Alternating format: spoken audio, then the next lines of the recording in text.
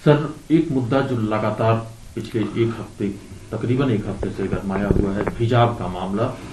केरल के गवर्नर आरिफ मोहम्मद खान साहब का कहना है कि हिजाब इस्लाम में कहीं भी जरूरी नहीं है। 7 बार इसका जिक्र आया है, लेकिन वस्त्र के तौर पर जिक्र आया है, लेकिन जैसे पगड़ी सिखिज्म में जरूरी, वैसा जरूरी नहीं है। आपका क्या कहना है? देखिए, मेरा सीधा तौर पर सवाल है कि इस मुल्क की प्राथमिकताओं में आज हिजाब की कंट्रोवर्सी है, जहां बेरोजगार पर लाठियां चल रही हैं। बेरोजगारी 5 दशक में चरम पे है। भुखमरी के इंडेक्स पे हम 116 देशों में 101वें स्थान पर है। कहां ले जा रहे हैं अपने देश को हम? ये कंट्रोवर्सी जानबूझ के क्राफ्ट की गई है। आर्टिकल 25 भी तो कोई चीज है ना। क्या हम संविधान से नहीं चलेंगे? मैंने खुद विश्वविद्यालय में पढ़ाया है। मेरे स्टूडेंट हिजाब पहन के आते थे। मैं क्या कहूं? निकाल दूं क्लास से? गेट आउट ना। एक संदर्भ क्या है? शिक्षा महत्वपूर्ण है ना। ये अवरोधक क्यों पैदा कर रहे हैं?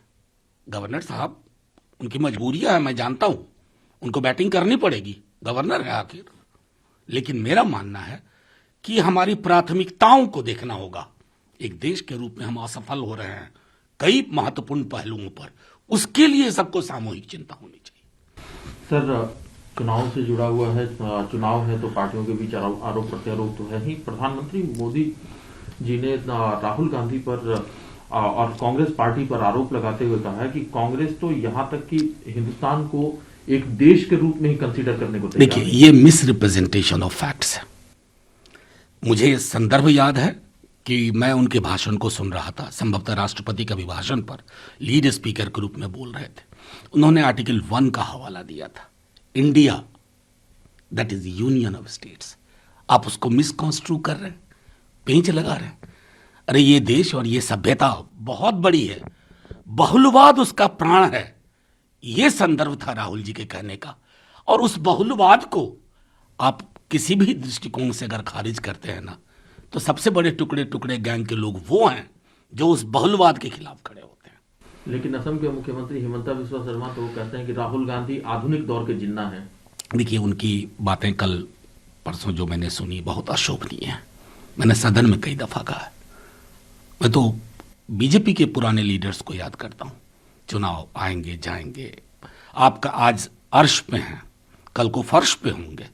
लेकिन इससे ये नहीं होता है कि माता पिता उस तरह की बयान दें, आधुनिक जिन्ना बोलें।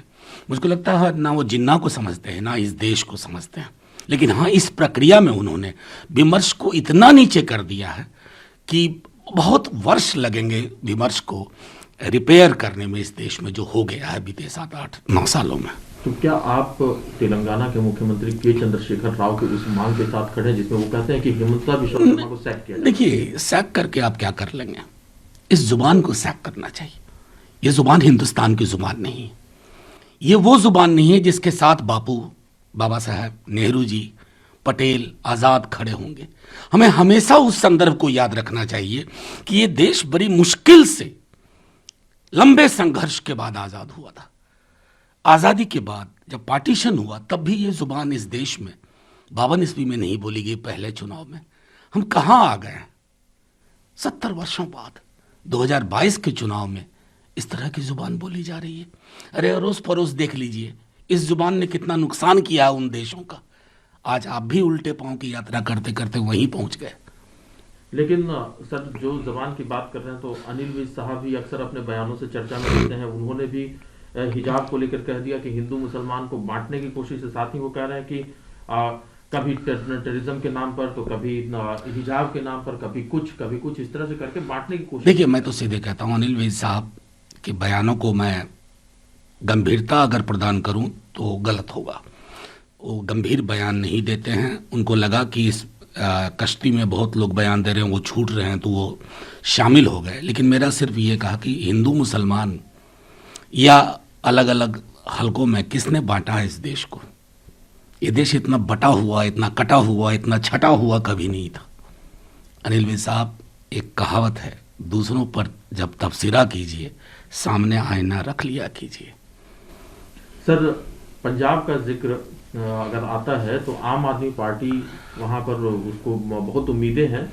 और केजरीवाल साहब तो ये कहते हैं कि सिर्फ आम आदमी पार्टी ही जो है उसी का सिर्फ एक राष्ट्रीय एम्बिशन है, बाकी किसी भी पार्टी मैं कतई सहमत नहीं हूं। ये जो लोग कहते हैं ना कि मेरा राष्ट्रीय एम्बिशन, चाहे भाजपा बोले आम आदमी, राष्ट्र सबका है, राष्ट्रवाद सबकी धमनियों में है। तो इस पर कॉपीराइट करने की कोशिश मत करिए। बहुत महत्वपूर्ण मुद्दे होते हैं रोजगार के, उस पर अपना ब्लूप्रिंट बताइए। चुनाव उन मुद्दों पर लड़िए। जब राष्ट्र की बात आती है ना, तो उत्तर से दक्षिण, पूरब से पश्चिम, हर दल जो चुनावी राजनीति में है ना, राष्ट्र के लिए सोच रहा है। सर एक आखिरी सवाल है, फाइनेंशियल फ्रॉड से जुड़ा हुआ ये मामला है। एपीजी शिपयार्ड, ये कंपनी और इसके डायरेक्टर्स, इनके खिलाफ सीबीआई ने जांच शुरू की है, बुक किया है।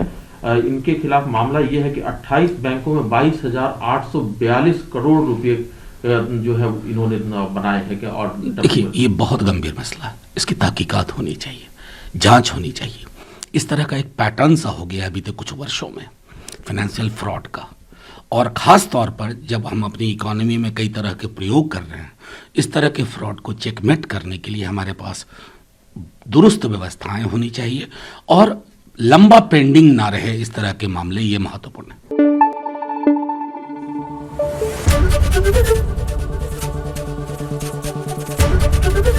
एबीपी न्यूज आपको रखे आगे।